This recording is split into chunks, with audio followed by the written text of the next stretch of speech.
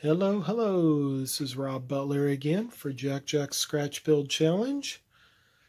This is Thursday, March 11th at 7:17 p.m. And we'll finally get started here this evening on my time here. And today we're going to assemble this, which will be the part 2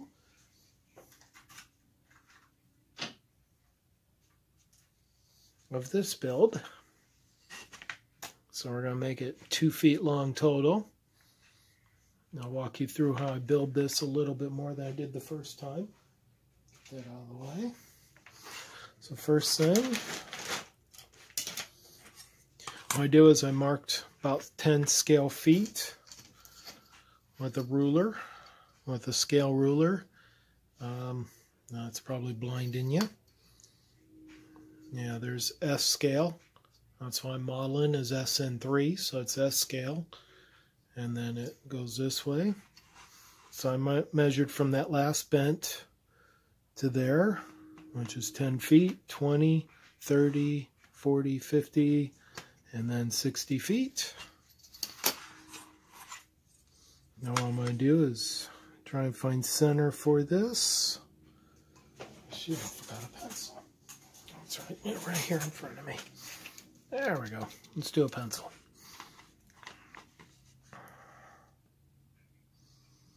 So I'm going to do about 3, 1.5.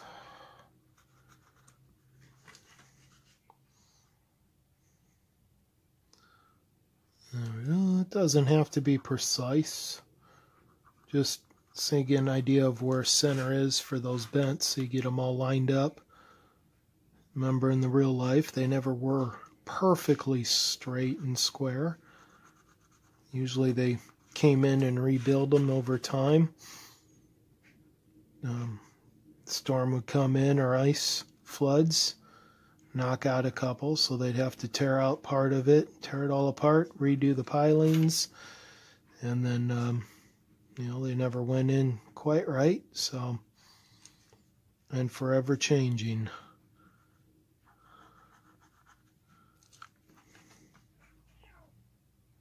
There we go, 1.5, there.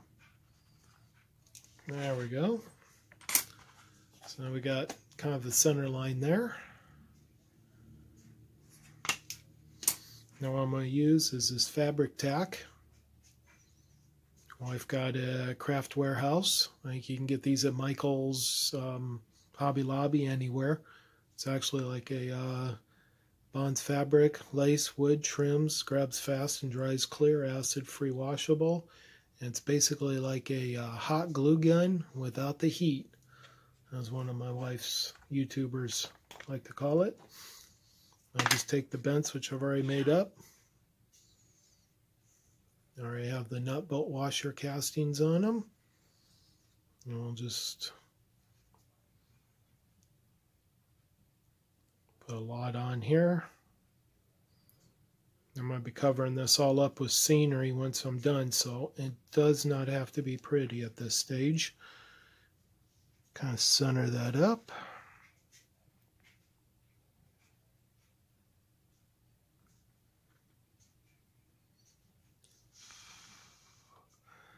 There we go.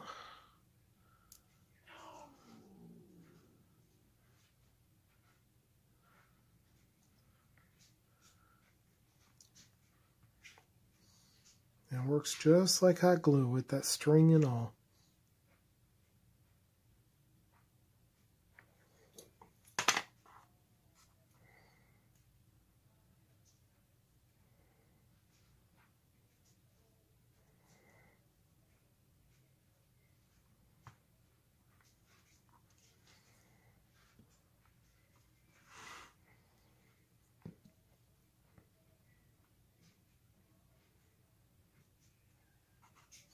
And glue it dries slow, so gives you time to play with it a little bit.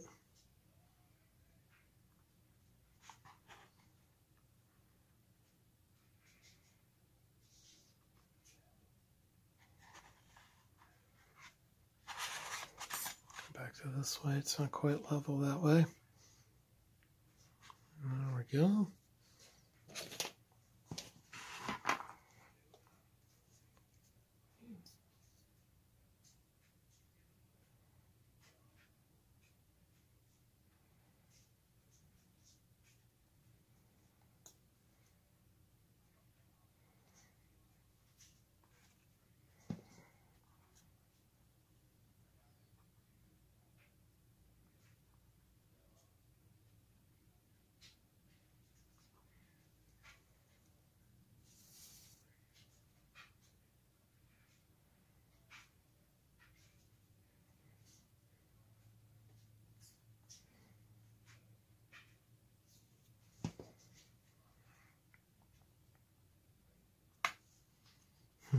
And they're placed just about the size just right, so when one falls it becomes a dominoes.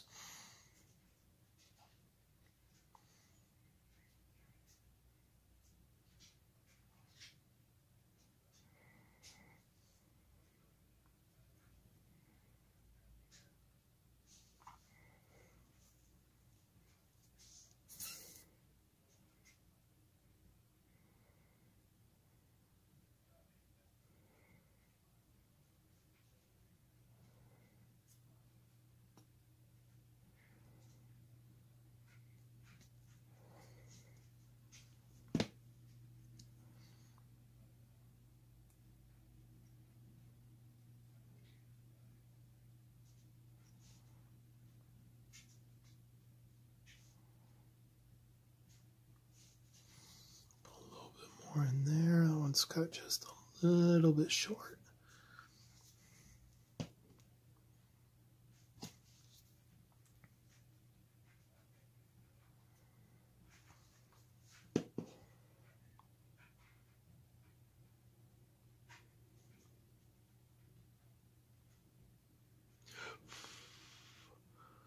A little blow. Help it set a little flat faster, right?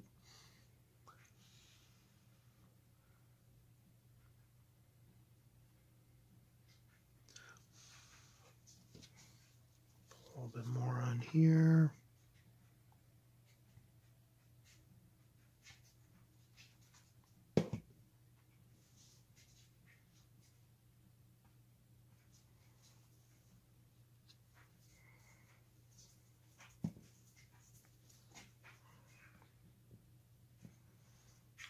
Just cover it back up. It will dry out on you. And that was fabric tack. Not cheap stuff, but it works well. It'll last for quite a while, depending on how you use it.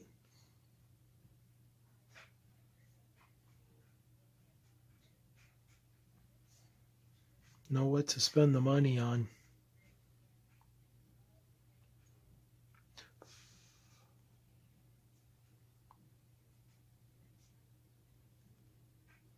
There we go.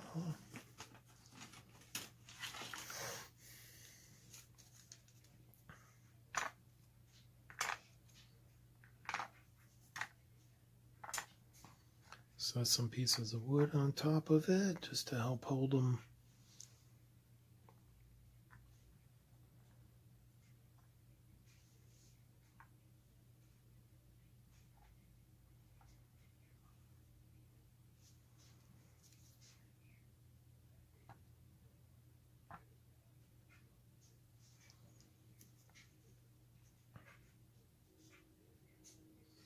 Don't weight on them. Actually, what? I'll flip.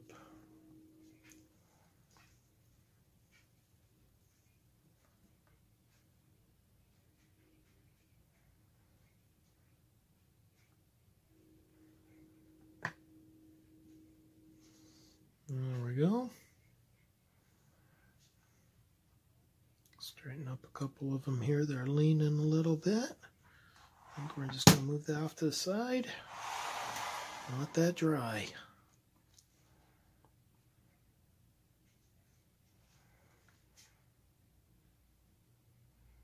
Since I'm going to be working on two things that are going to just dry overnight, we'll just go ahead and get them knocked out. Next one is, I'm going to show you guys how I do ties. Start off with a template, and like I showed you last time, I just take some of the ties, which I just, there we go.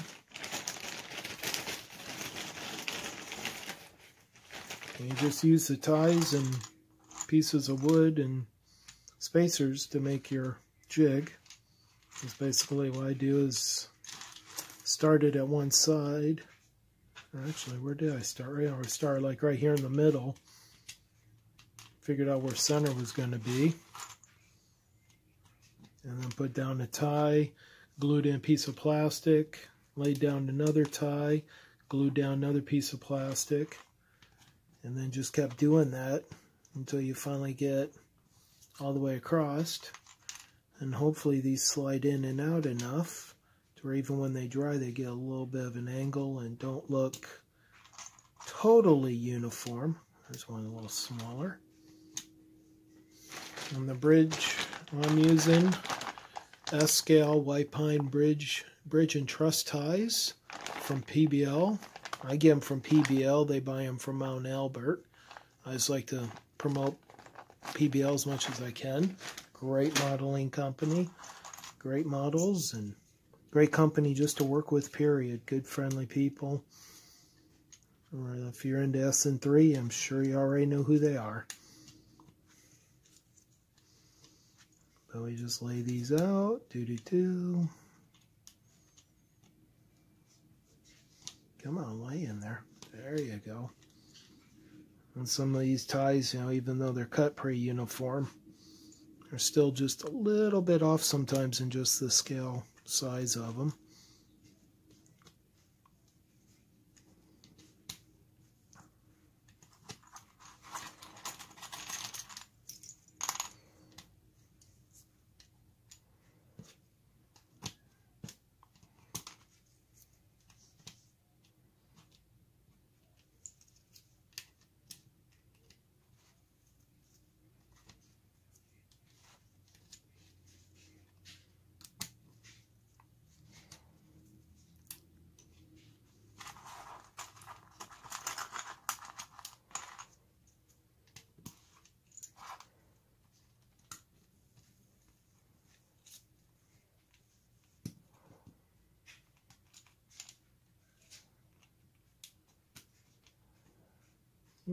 I want to say that one's a little bit bigger than some of these other. Huh. Use that one over there then.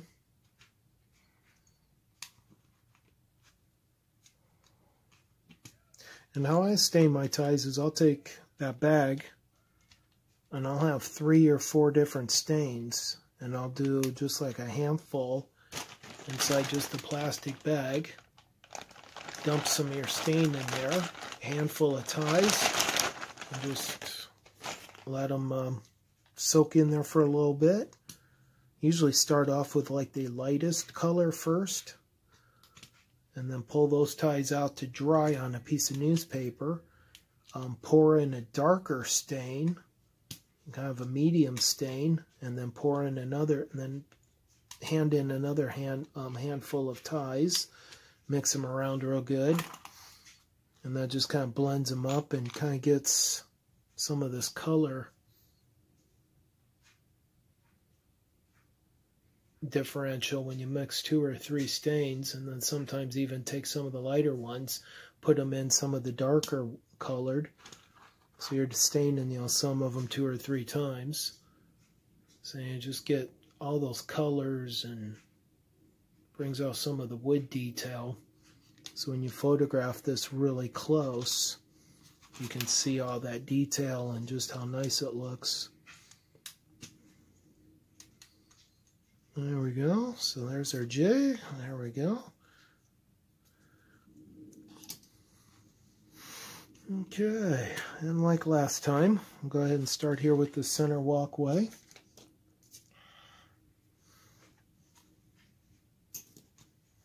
Let's get some of this stuff out of the way. Grab my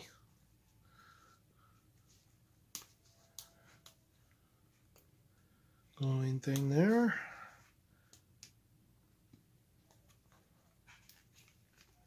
Oh shit, That all knocked down. Haha, all that much time, and I didn't even watch that.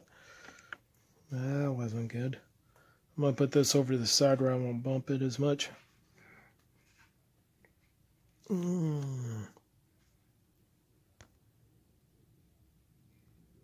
Okay, got that off to the side table where I won't bump it and make it fall again. Okay, so Elmer's yellow glue. I just put in these. Makes it real nice. So I'll grab this. A little, let's see which ones do I have planned for the walkway. A lot of these are just scrap pieces of wood that I had laying around and from other projects. This isn't my... Oh.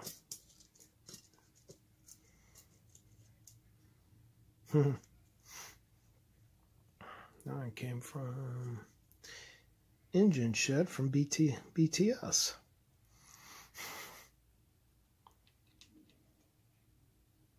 Yeah, supplies are everywhere too, guys. You know, do a laser wood kit, save the the leftover wood, cut it up, you end up with scale lumber.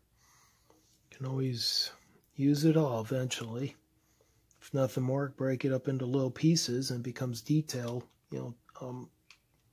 Broken up wood piles, loads on flat cars, loads inside of a box car.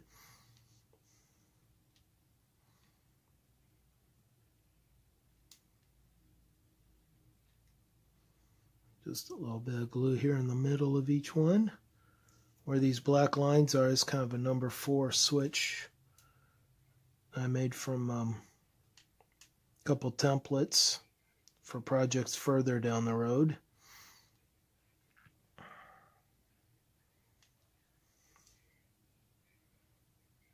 There we go.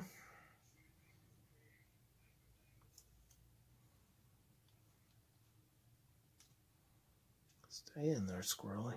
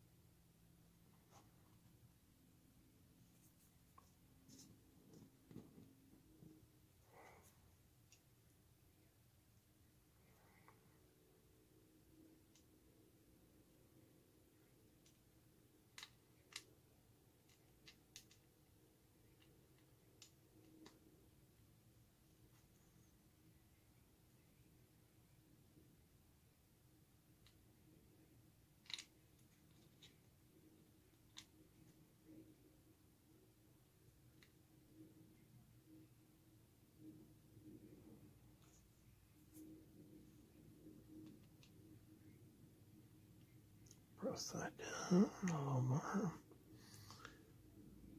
There you go.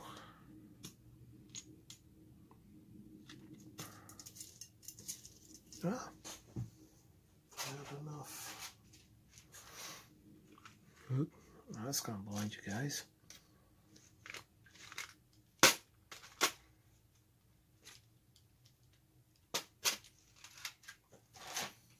Sorry about this. I thought I had everything ready here.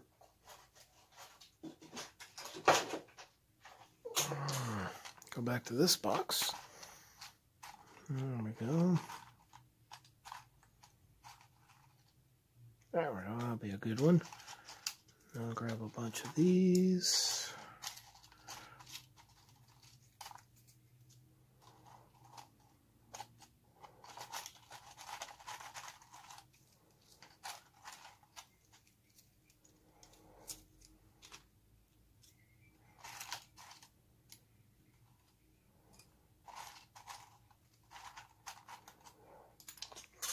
More than enough.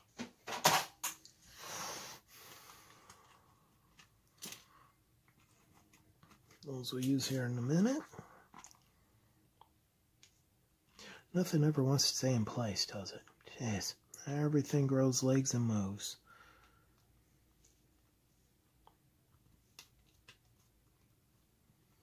So mostly scratch builds. Just build, destroy your first piece. You're going to absolutely destroy it. Suck at it. Learn from it. Build something new. Do it 3 or 4 times. Pretty soon you got something that actually looks decent and looks good. And you just keep getting better.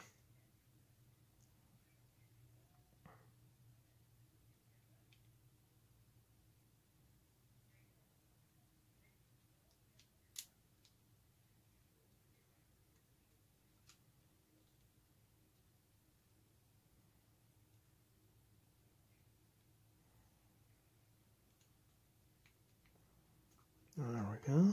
Now, a lot of it's doing layers. You know, you layer here, you throw some more on, you throw, you know, like different stains, and just layer upon layer upon layer, and you just get different colors and different textures, and just everything just builds up, and it looks like real life. You know, you could even dust this off with a little bit of dust when you're done, just to give it that dirty look, maybe even a little soot, you know, black. Oops, actually, first thing I want to do, let this go here for a little bit. You know, I'm going to try something new here tonight. I got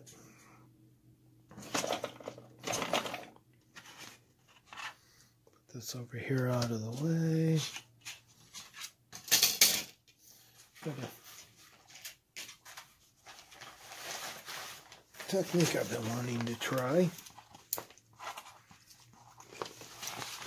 This brown shipping paper is perfect for painting. As you can tell, some other models I've got a video on. The green from the brewery and the white. A caboose. The green from, yeah, foundation of another building that I did. I'm going to try, it's Distress Oxide Spray, and this one is a Vintage Photo. And it's actually a spray. I'm going to try it. If it works, good. If not, I've got more wood. And we can always layer over it until it does look good. Do.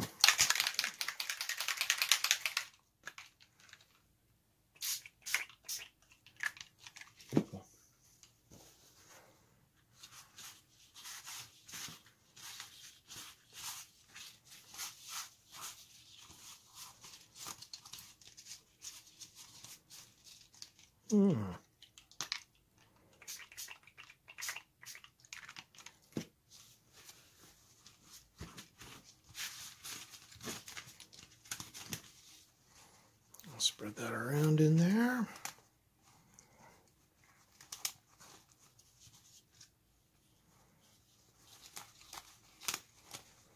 Get some of that excess off.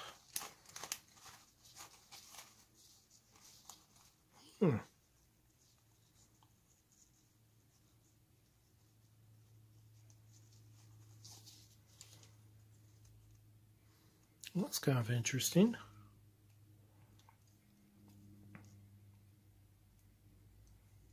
Yeah. Okay, so I'll just lay these down here again. I also have a another color too. What I got here, a Walnut Stain.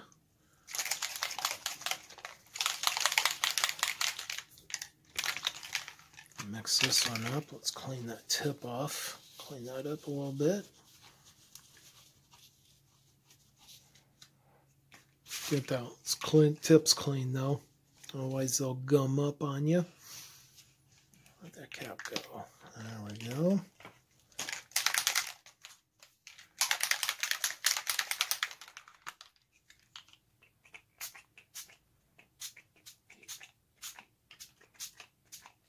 And I'll be putting some darker colors in this too.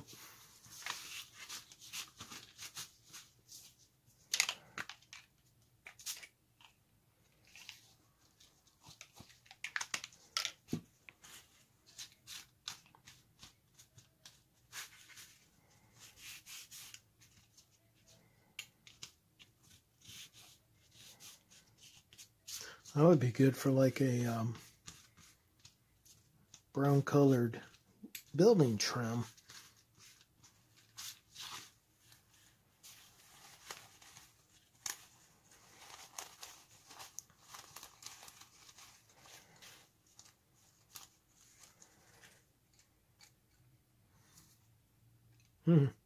Turns the hands purple. Okay. Some of the extra off.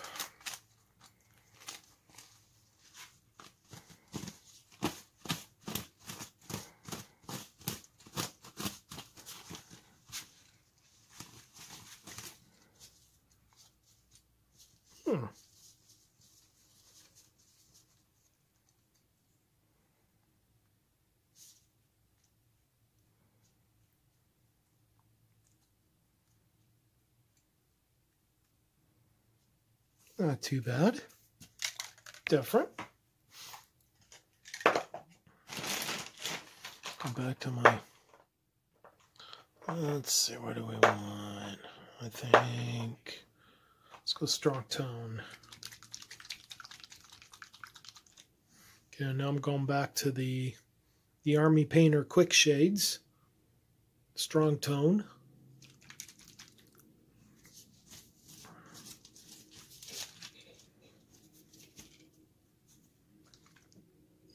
And just a brush. And where did this will work? Something to drip that into. A little more of that.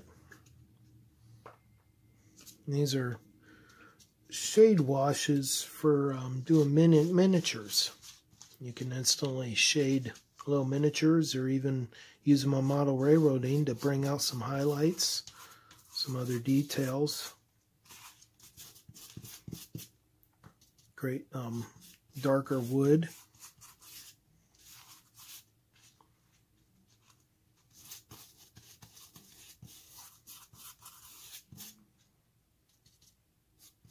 I always like to just do layers on layers while it's still wet so it all blends in, and you're taking some off, you're putting some on. Just never know what the effect is going to be until it's dry and you're done and it's glued together, and then even then you can change it. If you don't like it, just kind of scrape it off with a knife, add some other colors to it.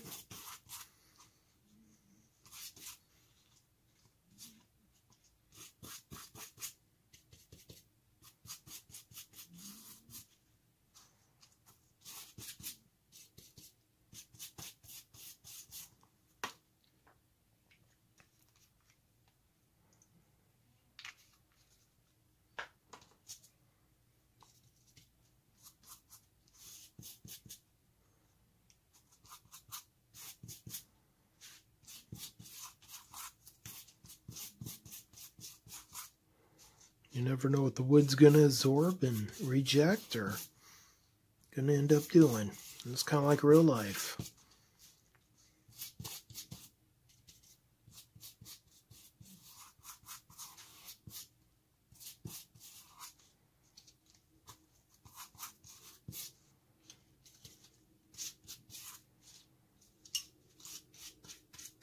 And if you really don't like it, tear it apart or start all over again. It's only modeling. Experimentation's half the fun, right?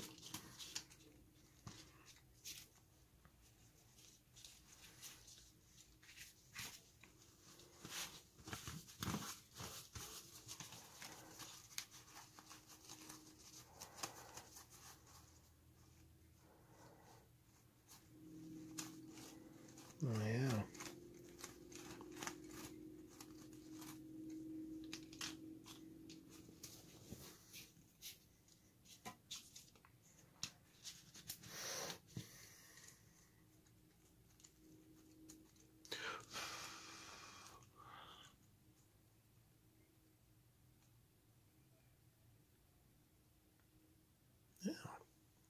See what that's going to look like on top of those ties.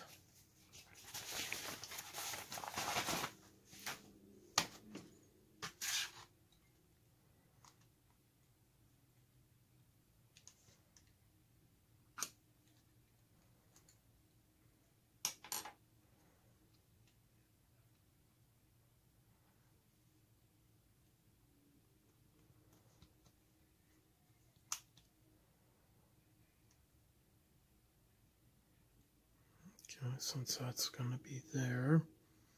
Remember, you don't want to put the same seams on the same tie.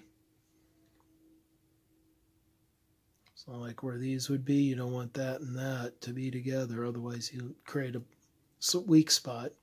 So move it over a few ties. I'll just make these a little longer. Cut them off to fit once we get the next piece onto it. There we go.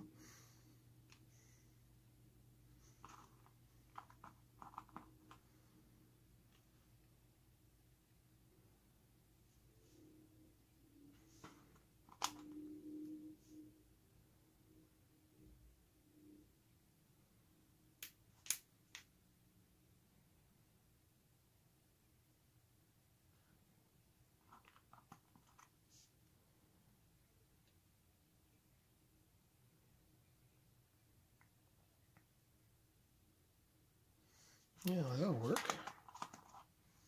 So I made a couple extras. Okay.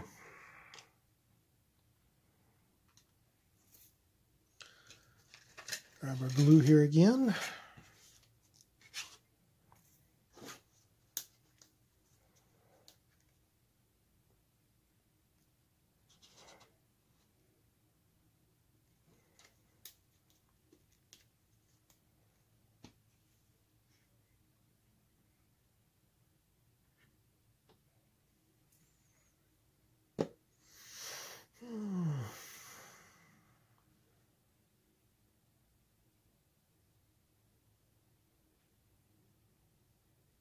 Yeah, I'm still doing this while they're still dry, but then the glue gets into the paint and the wood and just creates a tighter bond sometimes.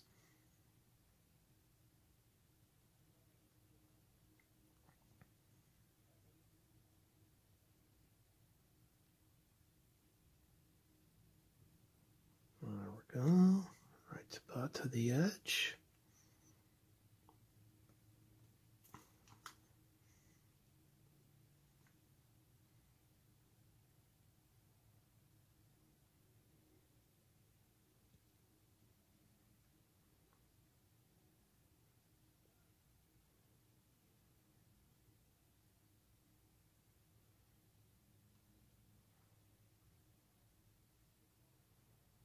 And this one I'm going to clamp up real good with clothespins and some of those C-clamps, those little plastic clips from Harbor Freight. And just leave it for a day or so until next time I come back.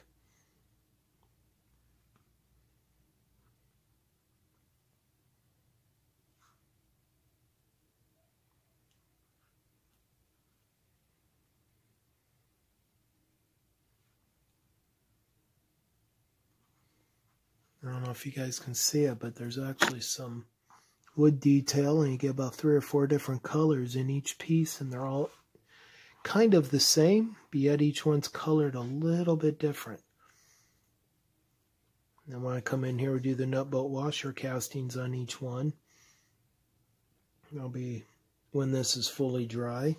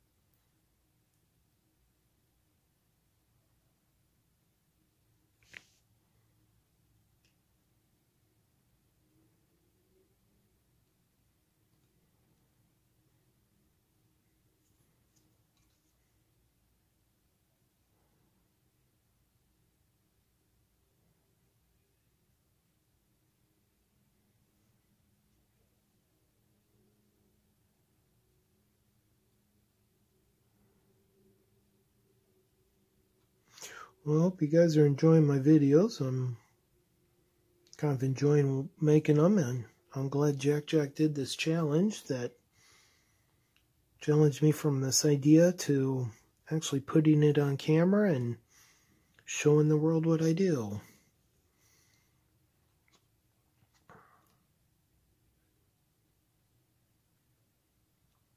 And quite the challenge.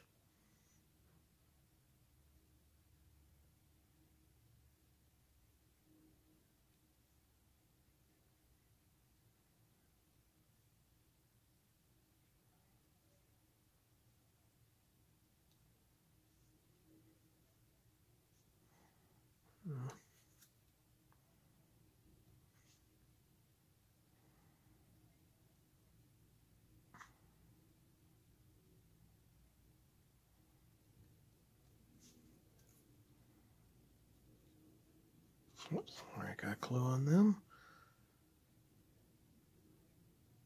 There we go. Actually, you know what? I may put a piece of plastic over this and just lay a book on it overnight. Probably that 2 feet of tide wire. That's a really good book for weighting stuff down. Good for information and good as a weight. There we go.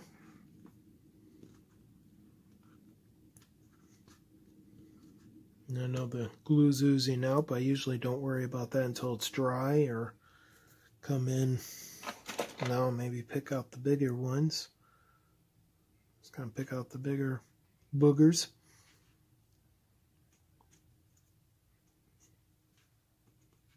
So I don't worry about it too much, because you never know what you're going to see or not, and paint could cover them, or as long as you don't see the shiny at the ends, most people won't even see it.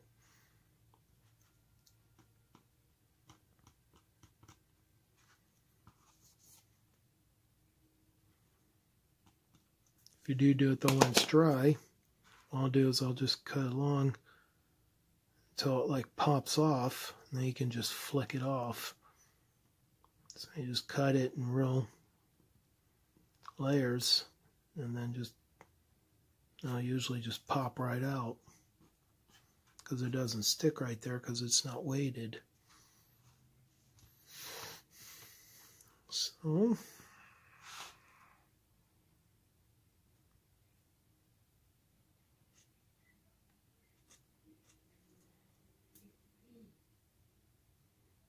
there's a big one though.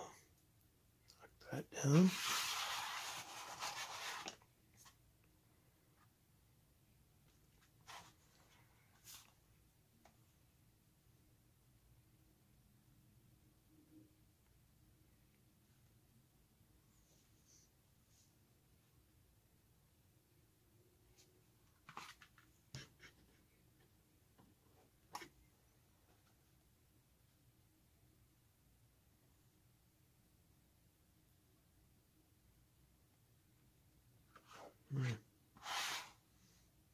Lighting doesn't seem all that great here, Don. Now I'm looking through the camera.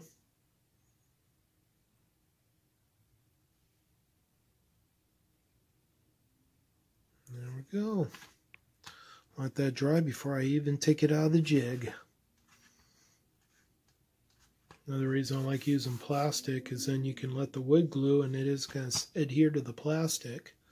So when you go pop this out, all that glue will come out with it and nothing will stick to the jig. The idea of it.